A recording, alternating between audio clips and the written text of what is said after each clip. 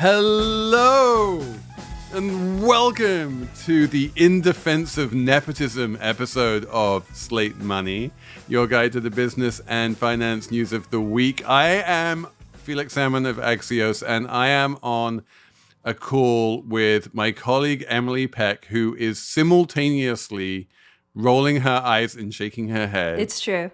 I am not defending nepotism in this episode, just FYI, dear listeners. Emily is not defending nepotism. Elizabeth Spiers, are you going to defend nepotism in this episode? No. we outvote you. Yeah. Well, I will step up to defend nepotism. It's a dirty job, but someone has to do it. We're going to talk about nepotism, nepo babies, a term from TikTok that seems to have consumed the media of late. We are going to talk about cocaine, because it's the party season. And we are going to talk about retirement plans and how they are changing in 2023. We even have a Slate Plus segment where Emily, Elizabeth, and I all come clean on the things we were most wrong about in 2022. So there's lots to look forward to. It's all coming up on Slate Money. Hey there, Slate Money listeners. Before we start the show, I want to let you know about a story coming up a little later. It's from one of our sponsors, Charles Schwab. Schwab's passion for serving clients is inspired directly by the values of the people who work there. It's what sets them apart. Stick around to hear how Jim's approach as a Schwab financial consultant was shaped by values instilled by his father. So, Emily, we had this omnibus bill drop at the end of the year when everyone was running out buying Christmas presents or whatever one does at the end of the year. And it was roughly 1 million pages and no one read the whole thing. But inside it was this massive, great big holiday gift to anyone who is in a 401k plan, as far as I can make out. Am I right? Is this like the relatively fortunate Americans who are already in 401k plans are going to be even more fortunate in 2023? Yeah. I mean, you thought that you had a big Christmas bill at the end of the year. Well, Congress's is $1.7 trillion. And this was part of it. And I guess it's a win for people who have 401ks, but only the highest earning people that have 401ks, I think. So if you want to back up this, the provisions that are tucked in this omnibus for 401ks include like new 401k plans will require employers to auto-enroll people into 401ks, which is pretty good. That's like a good thing especially for younger workers who might I feel like it. This is an old-fashioned, like a Barack Obama style nudge, you know? It's like, we're going to nudge people into saving for retirement. It's certainly good for the 401k plans, right? Because they get this more who money. Want it. Yeah, these are the people who pushed really hard. And the other thing is more controversial. They increased, this is so nerdy, the required minimum distribution age will go up. In 10 years, it'll be 75. That means you don't have to start taking money out of your 401k until you are 75 years old. It is now 72. And that's like a big win for wealthy people who don't need the money in their 401k, so they could keep that money, which, you have to pay taxes on it when you take it out. So the longer it stays in there and you don't have to pay taxes, that's a win for rich people, essentially. There's a thing for people who are working and paying student loans. An employer can now match your student loan payment as a contribution to the 401k, which I feel like is good, but is kind of like small ball, right? I mean, what do you think? I think this is just a litany of things for, like, basically for rich people. It's people who have, employers and jobs and student loans. Like, they might not be rich as in wealthy, but they're probably relatively rich as in income.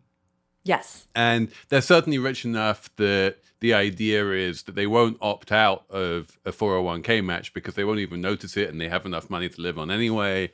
And yeah, it's a great way of increasing the amount of money floating around in semi-perpetual 401k retirement plans.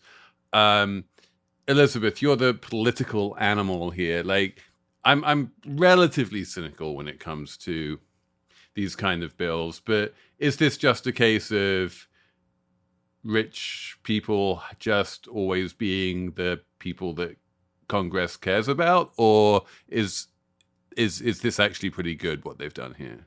So politically, I think this is actually a good thing. I sort of agree with Felix that most of these provisions really benefit rich people, but the optics of them are a little bit different because the student loan provision in particular works well with Biden's student loan forgiveness program. It signals that the administration cares about people who, for many people, are the first people in their family to go to college, and they graduate with student loans and not from elite universities. And these are the same people who may not know to enroll in their 401k, so the auto enrollment provision matters too.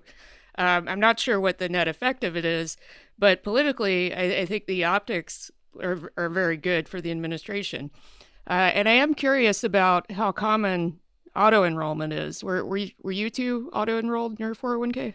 I have never been auto enrolled. There's a kind of anti-paternalist bent in corporate America. That back in the 50s, corporations were like, we're going to look after you and do what's best for you.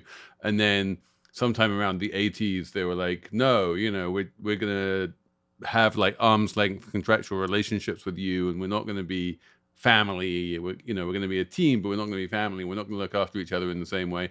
And I think at about that point, this idea of like paternalistically auto-enrolling people because we know what's good for them, it was considered to be almost condescending in a way. I think it's a good idea, but I do think it needs to be given a good shunt by the government, which does seem to be what's happening. I think most corporations on their own don't tend to do it. I mean, all of this stuff is just, I think, kind of small ball. Like, Felix, when we were talking about this topic a day ago or 2 days ago, you mentioned there was this other bill that kind of went nowhere that would have really reformed how retirement savings and planning works for most Americans, because the fact is these 401ks are not enough for most people. Like, about half of all private sector employees don't have access to 401ks. Lower income workers don't have a lot of money in their 401ks. It's really like a retirement system that helps people who would have saved for retirement anyway. And on the margins, maybe it helps, some younger workers. But those are probably the workers that ultimately would have made enough to start saving for retirement anyway. This is just giving tax breaks to people for doing a thing they would have done again anyway. You know what I mean? Absolutely. If you look at the people who max out their 401ks and thereby get the maximum tax expenditure, save the most taxes because it's all pre-tax money, they're the rich people who we don't really need to worry about their retirement security anyway. On the other hand, the gig workers and the hourly workers who we do need to worry about their retirement security have no access to any real retirement savings plans at all. And so Senator John Hickenlooper and a bunch of other people have introduced a plan which basically says if you are a gig worker or a low-income worker, you're making less than the median wage, then we will basically enroll you in the same 401k plan that members of Congress are in. But it's really good. It's a very, very good 401k plan. The members of Congress who have it really like it. It's run very efficiently. It invests sensibly. And the idea is that you would basically just open up that scheme to everyone and really expand 401ks to everyone. And, on the one level, it kind of, that would ratify this problematic move that we've made from turning retirement security from a collective problem to an individual problem. And there are lots of problems with that. And I would much rather we all went back to the old world of defined benefit pension plans and pension schemes rather than 401ks for a whole bunch of reasons that we can go into or not. But on the other hand, since that seems to be a fait accompli at this point, and since we are now reliant on individual savings for retirement, we should definitely make individual savings for retirement something accessible to everyone and not just something accessible to people with employers who will offer 401k plans. Another thing we have in America is Social Security. And I don't understand why we don't just make some simple fixes to that system, which works really well at keeping people out of poverty when they're old, at least, right? Why not raise the minimum, the income max for paying Social Security taxes? Why not increase the amount of money people get in Social Security? Like, why do these other 401k things? Right, exactly. And Social Security is the ultimate defined benefit pension plan, right? It's the ultimate pension scheme. It is something which everyone pays into and everyone is eligible for, to a first approximation. And it works really well. And when people bring up this idea of fixing Social Security, I don't love that idea because it kind of implies that Social Security is broken. And it kind of isn't. Like, it's working pretty well, and people who get Social Security are happy with it, and they're getting their checks every month. And those of us who are paying into it pay in every month, and it seems to be relatively well set up. The only problem with Social Security is that, for technical reasons, it's based around this concept of a trust fund that, quote unquote, owns a bunch of treasury bonds. It's basically the government lending money to itself. And you're like, fine, okay, whatever. But there are legal reasons why it might be hard for people to get their Social Security checks if that trust fund goes to zero, which it mathematically will at some point. And so there is a long-term issue of, are we going to allow Social Security or the government generally to continue paying out benefits even if there's no money in the trust fund? And if so, how are we going to do that? And that is a really gnarly question, which a whole bunch of people have different answers to. But it's not an immediately urgent question, right? There's still trillions and trillions of dollars in the trust fund. So we have a little amount of time to work that one out. Yeah, and people have a high level of trust in the Social Security program. They don't think of it as a regular entitlement program. They think of it as something completely discrete. And the political ramifications of that are pretty important. It's why you don't really see Republicans going after Social Security as a government safety net program that should be abolished. It's very popular. People like it, especially if they, are over the age of, say, 50. But I agree with Emily that, there are ways to expand it and improve it. And I could say the same thing about Medicare and Medicaid. So, the question is, how much with expansions and improvement could a stronger, or maybe not stronger, but expanded version of Social Security replace things like 401ks? Or how much would it cannibalize the way that people think about 401ks as a significant piece of their retirement packages if they're in a position to do that?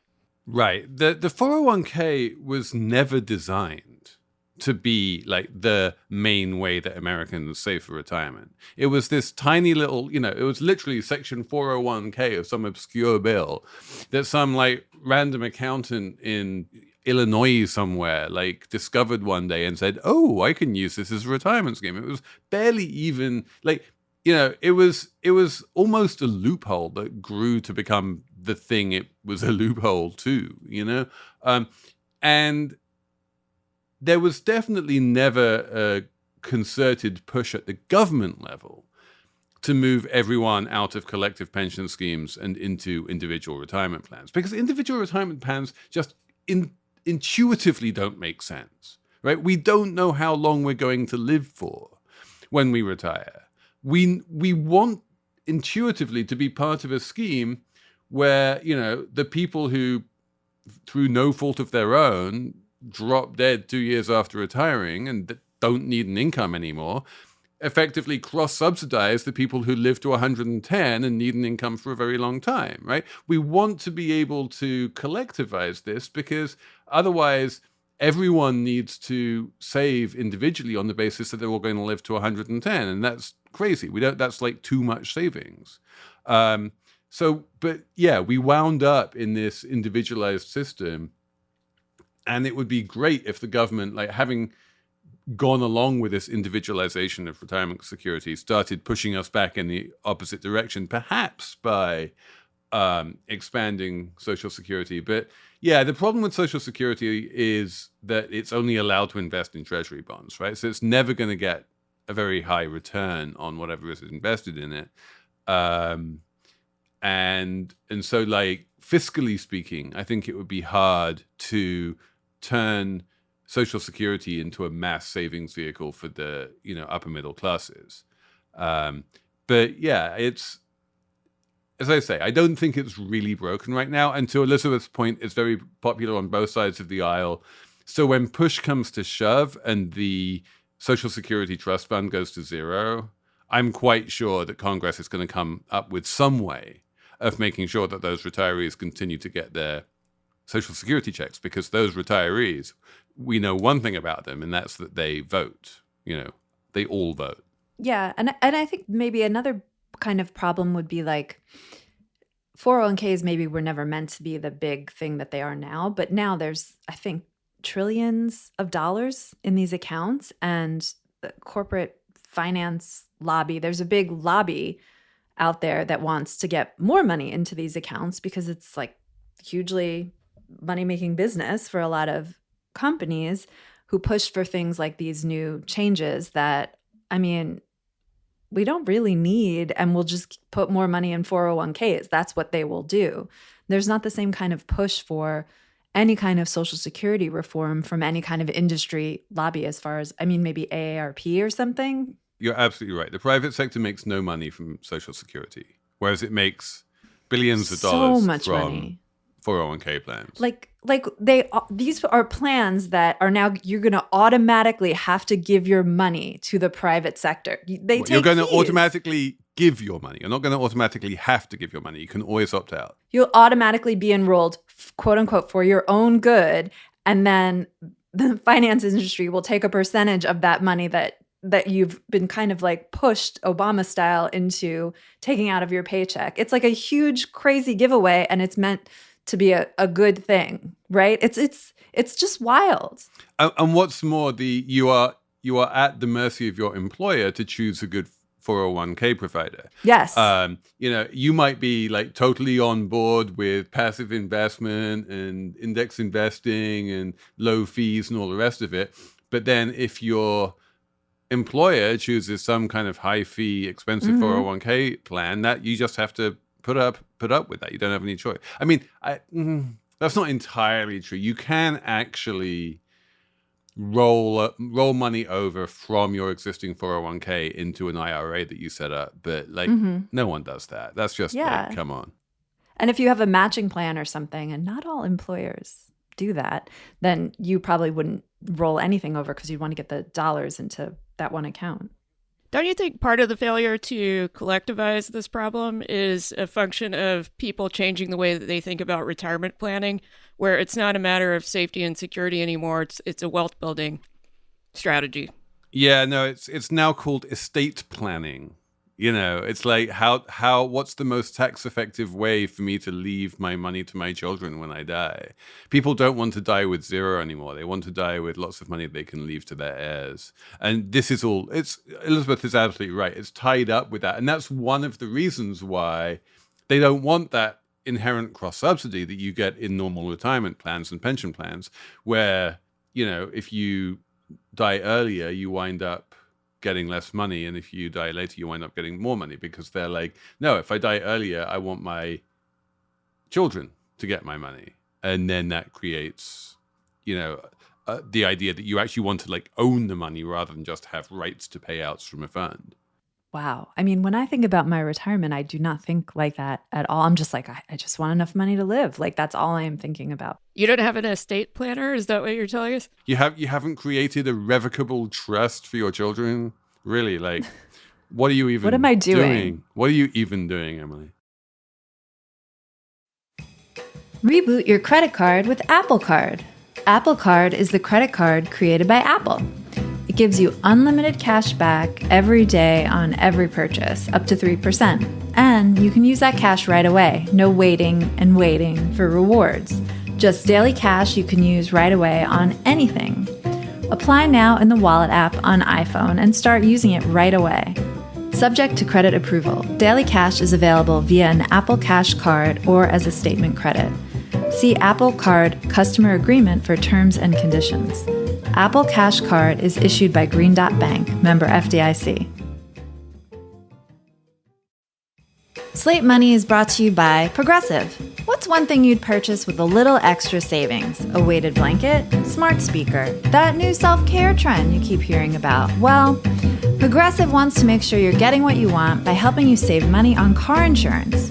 Drivers who save by switching to Progressive save over $700 on average, and customers can qualify for an average of 6 discounts when they sign up. Discounts like having multiple vehicles on your policy. Progressive offers outstanding coverage and award-winning claim service. Day or night, they have customer support 24/7, 365 days a year. When you need them most, they're at their best. A little off your rate each month goes a long way. Get a quote today at Progressive.com and see why 4 out of 5 new auto customers recommend Progressive. Progressive Casualty Insurance Company and Affiliates. National annual average insurance savings by new customers surveyed who save with Progressive between June 2020 and May 2021. Potential savings will vary. Discounts vary and are not available in all states and situations.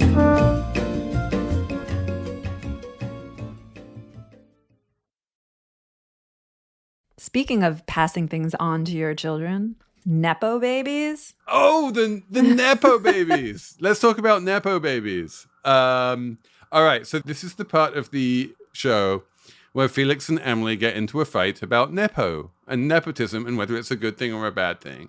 And Elizabeth, you're going to have to adjudicate. I'm probably on Emily's side. Please, she's on my side. I know it. Oh, no. Now I'm having to fight both of you, and you're both anti-nepotism. Okay, Elizabeth, what is wrong with nepotism? And why are we even talking about nepotism? So we're talking about this because someone coined it on the internet sometime last year, and the New York Magazine just did a whole big package about what they call Nepo babies in the entertainment industry. And Nepo babies are people who benefit from nepotism and have had career successes and, financial legs up because of it. So why do I not like nepotism? I feel like I've seen people get put in charge of important things solely because of nepotism, and it's been disastrous for everybody. And my favorite example right now is that my former boss, Jared Kushner, was put in charge of the entire coronavirus response by his father-in-law, Donald Trump. And the only reason that happened was because he married Ivanka Trump. And I just think that sort of thing is bad for everyone. So if Elon Musk decides to appoint Jared Kushner the CEO of Twitter, would that be nepotism too, or is that point at that point has he earned I think it? that would be neither. I think if Elon was Jared's dad or something, I think there does have to be a family connection for it to be defined as nepotism.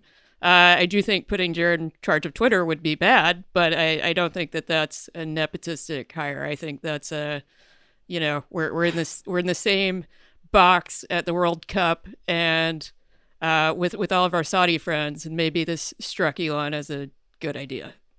I mean, Elon does hang out with Nepo babies. His cousin Kimball is in charge of various bits of his empire. He's put James Murdoch on the board of Tesla.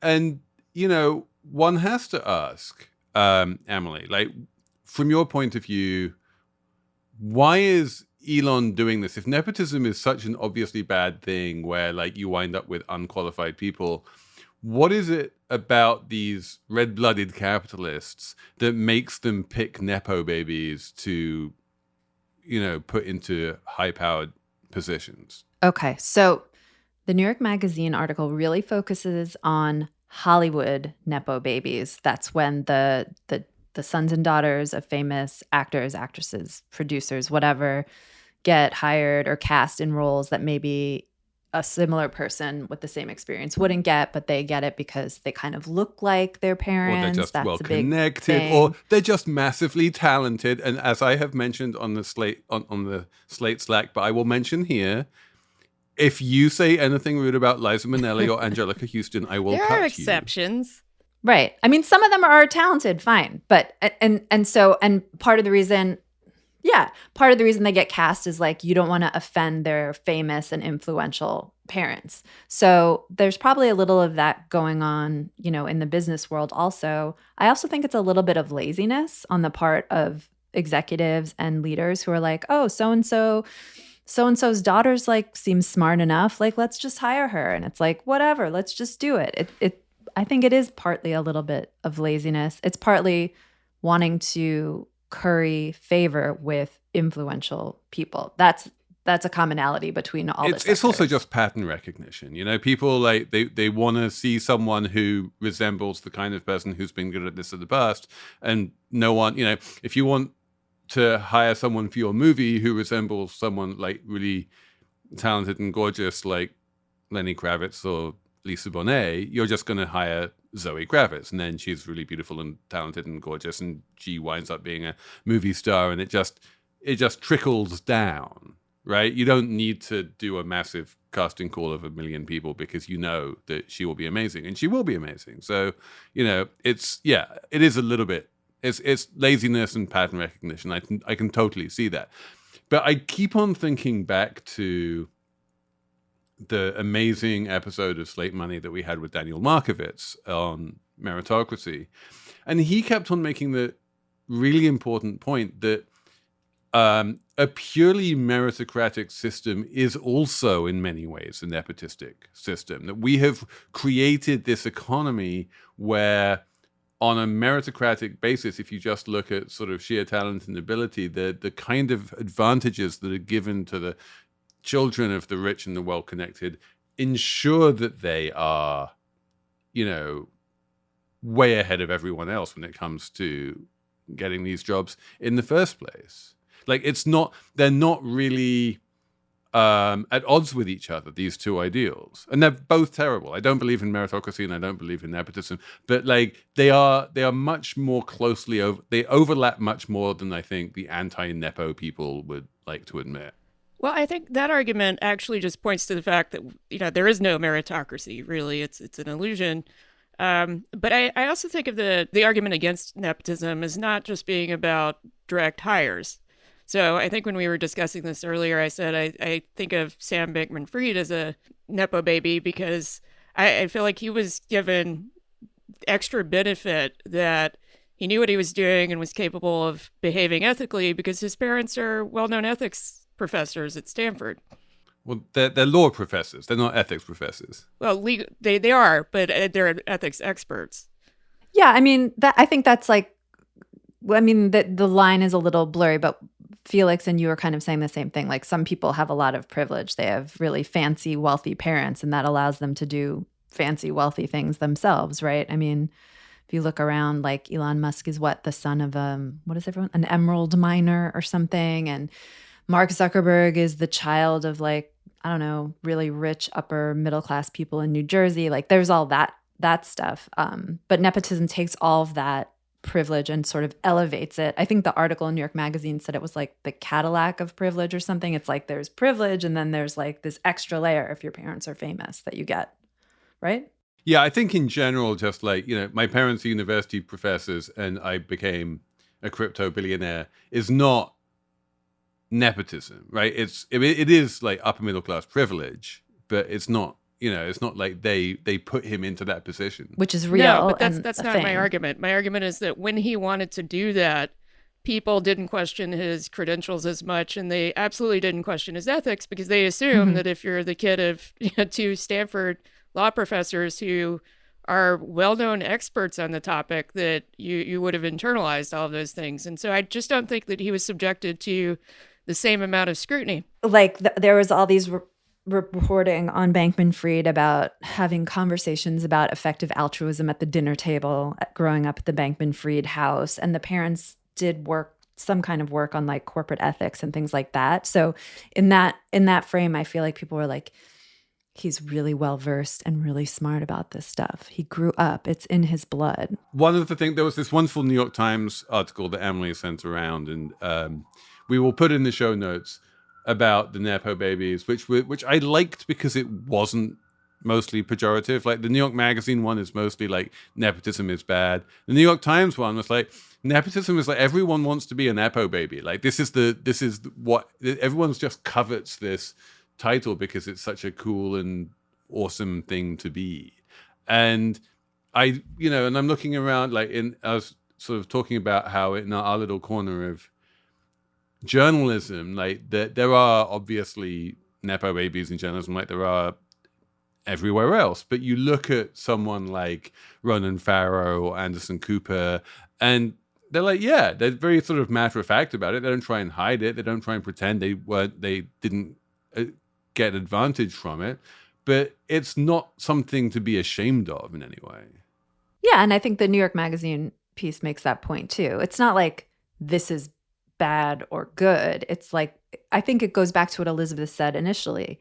Sometimes the Nepo issue leads inexperienced, incompetent people to be put in positions of great responsibility, like making peace in the Middle East, or for example. And sometimes it allows Ronan Farrow to bring down Harvey Weinstein.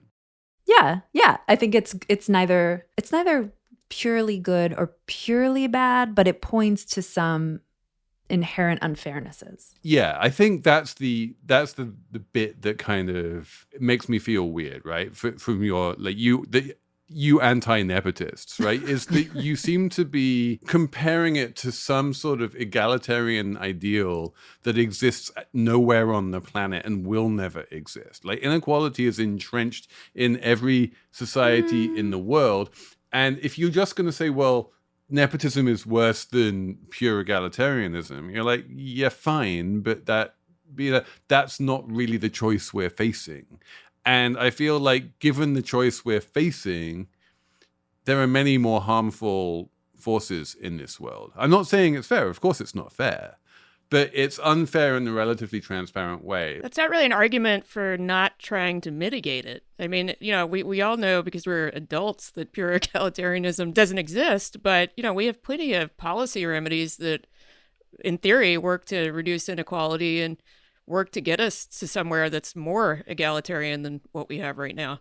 So I don't think it's a matter of choosing between the status quo and some completely utopian existence that we all know is unrealistic.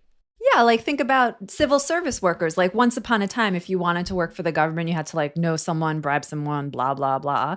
Then they created a whole framework where you had to take tests and qualify for these jobs. And look, it's harder to do the Nepo if you have a test that you have to take or some kind of other hoop to jump through. Like it's not so hard to fix these problems. You know what I mean? Like we don't have to just live with it, and have only famous people. Yeah, I feel Emily, I feel like if there were civil service jobs that the children of the rich and powerful really wanted, they would probably find some way of getting them. And in fact, there are civil service jobs that the children of the rich and powerful really want.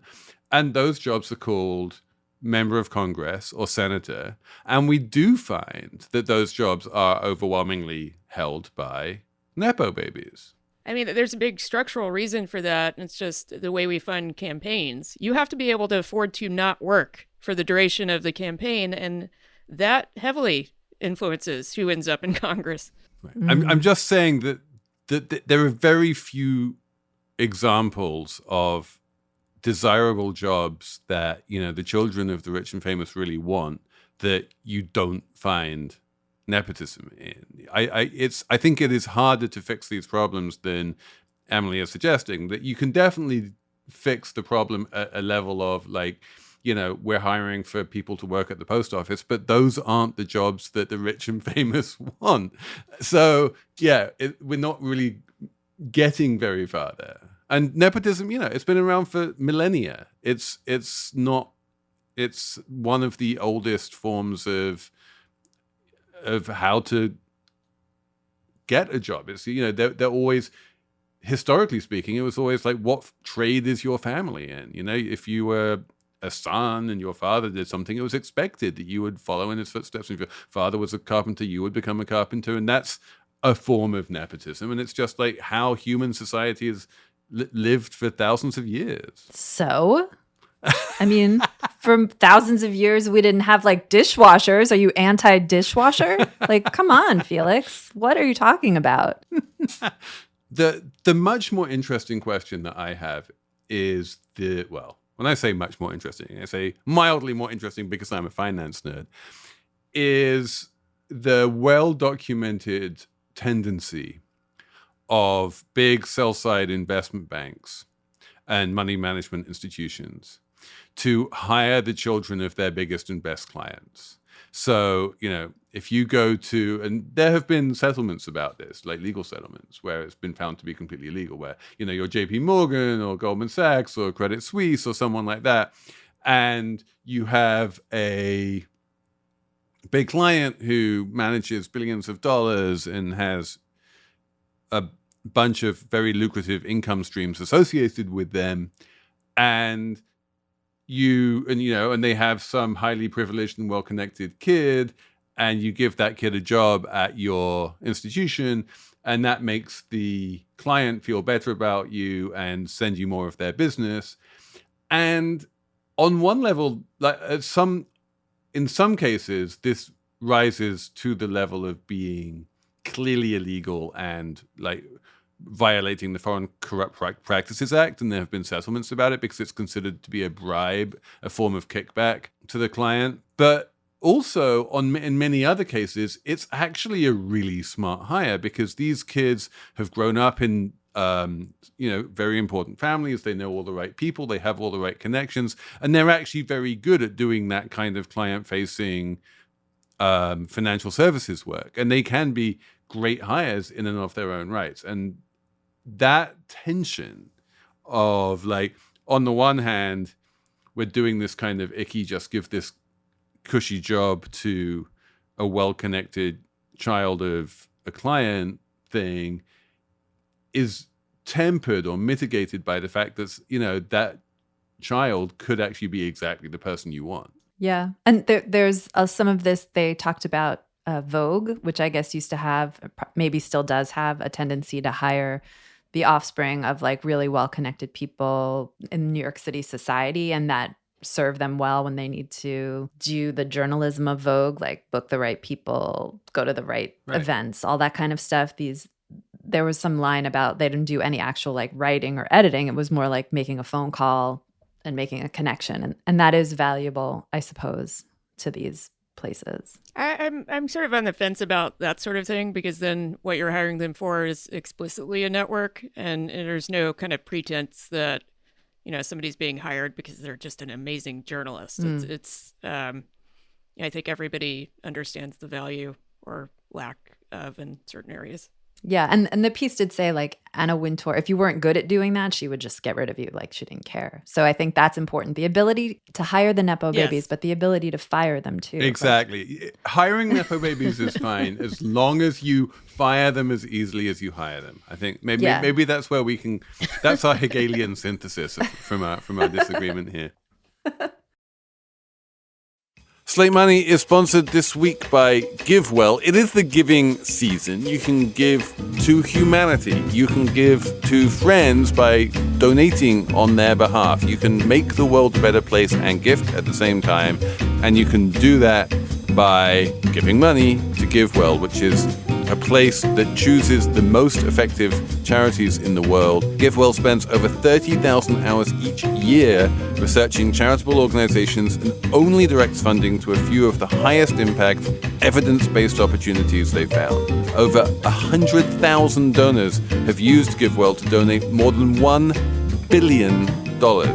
Rigorous evidence suggests that these donations will save over 150,000 lives and improve the lives of millions more. And using GiveWell's research is free. GiveWell wants as many donors as possible to make informed decisions about high-impact giving. They publish all of their research and recommendations on their site for free. No sign-up required. They allocate your tax-deductible donation to the charity or fund you choose. They take no cut. If you've never donated to GiveWell's recommended charities before, you can have your donation matched up to $100 before the end of the year, or as long as matching funds last. To claim your match, go to givewell.org and pick podcast and enter Slate Money at checkout. Make sure they know that you heard about GiveWell from Slate Money to get your donation matched. This podcast is brought to you by Slate Studios and Charles Schwab. The people at Charles Schwab go the extra mile to help clients on their investment journey. It's part of who they are. Jim is a Schwab financial consultant. His dad was a contractor who prided himself on providing great work at a fair price. You know, I can remember installing windows with my dad and would have to go order the windows from the distributor. And we could have bought cheaper windows. He's like, no, I don't want to buy those. If I put those in, winter's going to come. They're going to be cold. My dad instilled in me, be proud of offering a good quality product at a fair price. Jim brings this integrity to how he serves his clients each and every day. I know from 20 years of doing this that if you just help people and give them the guidance that they're looking for, it'll work out in the long run. They don't have to buy anything from you today. They don't have to pay you any money or commissions today. People are looking for good, honest, quality, intelligent service. I always put the people before the money. Always. At Charles Schwab, they're not just financial people. They're people too. With 24/7 support and one-on-one guidance from financial consultants, Schwab offers the tools to help you pursue your financial goals. Learn more about what sets Schwab apart at schwab.com/whyschwab. This episode of Slate Money is brought to you by Best Buy.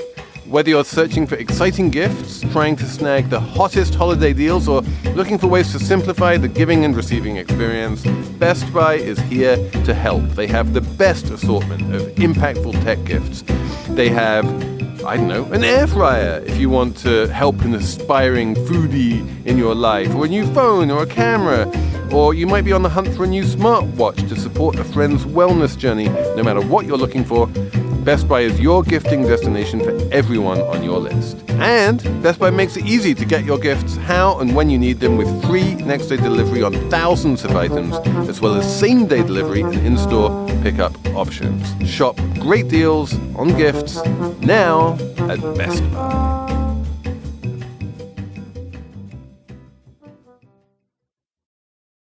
But we should stick on the topic of privileged rich kids, because this is clearly the awesome segue edition of Slate Money, because we are going to talk about cocaine.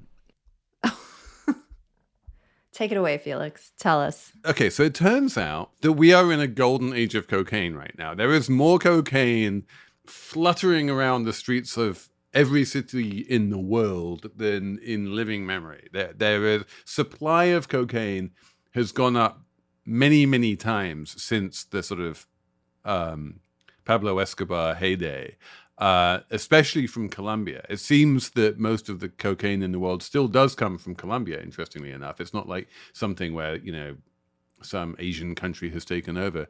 But Colombian production has become turbocharged for various reasons, and now cocaine is everywhere, and especially in Belgium, apparently, where they have seized so much cocaine in the ports of like Antwerp and places like that they have run out of incinerator capacity, and they have these top secret cocaine warehouses where cocaine is piling up, literally tons and tons of it. They can seize 4, 5, 6 tons at a time of cocaine, and they just put it in this warehouse awaiting incinerator capacity because they don't want to incinerate too much at the same time for various reasons. Yeah, and at a time when supply chains are under so much scrutiny and seem to be plagued with issues, the cocaine supply chain seems to have reached new levels of efficiency.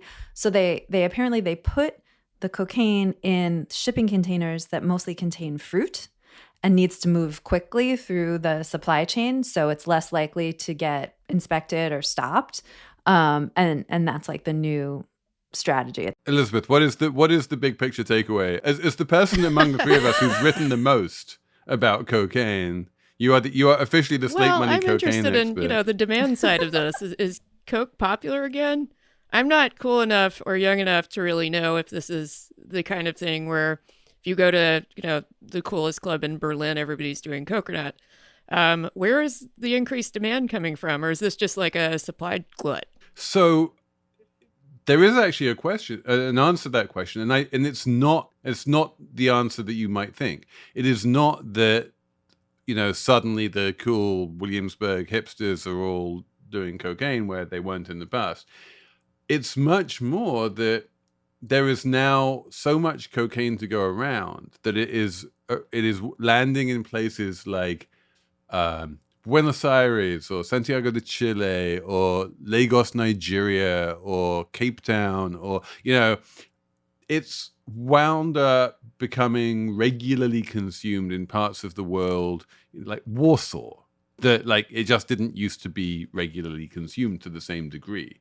It used to be that, you would find cocaine in New York City and Berlin and London and financial centers and stuff, or where the fashion industry hangs out, Milan. But now it does seem to be a more global product. Yeah, I think my cocaine expertise is definitely I think I wrote something when I was 22 or 23 about cocaine delivery services in New York, and I interviewed a Wall Street person about her personal delivery service, and she had decided that the service had a lot of inefficiencies and just gave me an entire Harvard Business School case study on it. But I realized how much I actually don't know about this topic because you two pointed me to this amazing correction on a 2007 Slate story about how the DEA measures cocaine. And I just want to read it verbatim. It says, the original version said an 8-ball is about 10 lines of cocaine. While the size of a line depends on personal preference, most users would divide an 8-ball into more than 25 lines. So today I learned how many lines are supposed to be in the platonically ideal 8-ball. I hope this is useful to someone. Yeah. 25, and that should last you a whole weekend, right? But in fact, I'm not going to, I did read in the Wall Street Journal recently that drug use rose during the pandemic. More people who were working from home felt free to consume the cocaine, because no one was around. As long as you keep the Zoom camera off, you're fine. But I guess sometimes these days the cocaine is cut with fentanyl in the United States, and some people have died. So we should say it's not all fun. Yeah, especially if you're in the United States, people, get your fentanyl drug test kits out. We're not going to be judgmental here and say never do cocaine, but we are going to say if you are going to do it, test it first, because you could die if you don't. Yeah, so that seems bad. Also, the story that inspired us to talk about this in Bloomberg, the reporter went to Colombia where they're harvesting the plants that are used to make cocaine. And as you would expect, the people who harvest the coca plants, make $5 a day or something. And a lot of them wind up dead. And I mean, it's just horrible. And also I learned from this article that they soak the coca leaves in bleach and gasoline. I mean, it doesn't seem healthy. Yeah, I'm gonna come out and agree with you on this one after our deep disagreement on the subject of nepotism, good or bad. Yes, we can agree on the subject of cocaine. If you're looking for New Year's resolution, maybe no 100% agreement or less cocaine. Unhealthy. Really, it's not good for you, people. Let's have a numbers round. Elizabeth, you have a number this week? Yeah, my number is $2,800, and this is a personal number. That's how much I paid for plane tickets from New York City to Montgomery, Alabama for 3 people to be here for 2 weeks. And that's about 3 times what I've paid historically. I'm getting my calculator out here. So that's $933 yeah, that's each? not including baggage fees or anything else. Wow. But that's depressing. It's like, well, I guess I'm not going to see you guys again for 3 years. Well, unless and until the price of plane tickets comes down, there's nothing more stochastic than plane tickets. Would it be cheaper to drive? Could you get an RV and just drive? You probably could, but it would take you 20 hours or something. And I'm not a long haul driver. My number is 100,100, which is the number of New Zealand dollars that this chap called Julian Shorten bid in a New Zealand auction for a transcript of a parliamentary debate where the Prime Minister, Jacinda Ardern, was debating with one of the opposition leaders, this guy called David Seymour. And they had a back and forth. And then when she sat back down at her seat, she turned to the person sitting next to her and didn't realize that her microphone was still on and called him an arrogant prick. And apparently everything in New Zealand is so polite that this became a major New Zealand political scandal that she would say arrogant prick. And eventually they decided that she and he were both going to sign the transcript and auction it off for some medical charity. And Julian Shorten spent 100,100 New Zealand dollars, put in this bid in the full expectation that someone would outbid him at the last minute, and then no one outbid him at the last minute. And he didn't have that much money, so he's now having to borrow the money to pay for the transcript. And this is exhibit A in like why you should never buy things at auction, because you get caught up in the excitement of them and you do dumb things like spend more money than you actually have on a dumb signed transcript. Don't do that, people. Oh, that's a nightmare. Don't do that.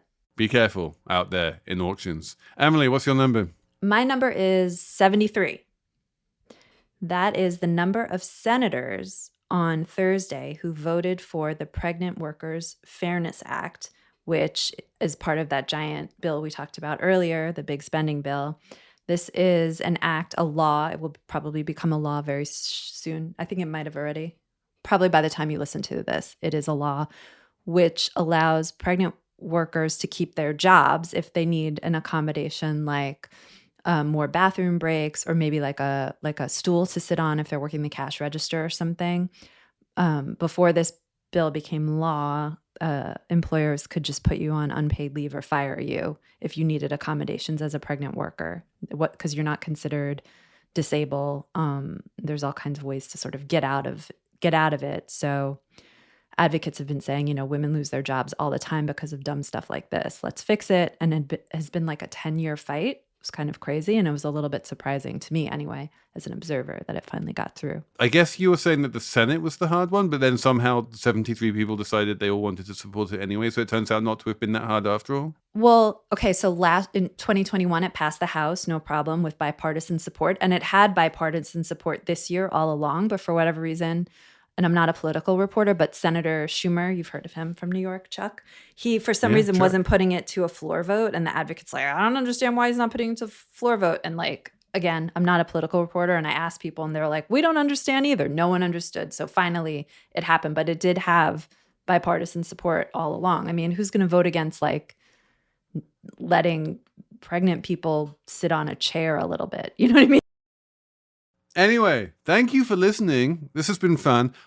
We are going to have a Slate Plus segment on the things that we were most wrong about this year. So you have that to look forward to if you are a Slate Plus member. Otherwise, thanks for listening. Thanks for sending us your emails on slatemoney@slate.com. And we will be back next week with even more Slate Money.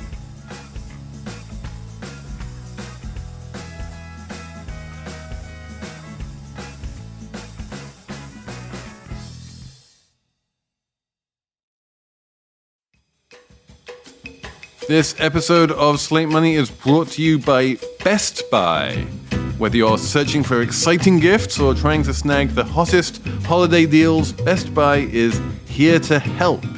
From air fryers for the aspiring foodies in your life to smart watches your fitness friends will love, Best Buy is your gifting destination for everyone on your list. And Best Buy makes it easy to get your gifts how and when you need them, with free next-day delivery on thousands of items, as well as same-day delivery and in-store pickup options. So shop great deals on gifts now at Best Buy. This podcast is brought to you by Slate Studios and Charles Schwab. The people at Charles Schwab go the extra mile to help clients on their investment journey. It's part of who they are. Jim is a Schwab financial consultant.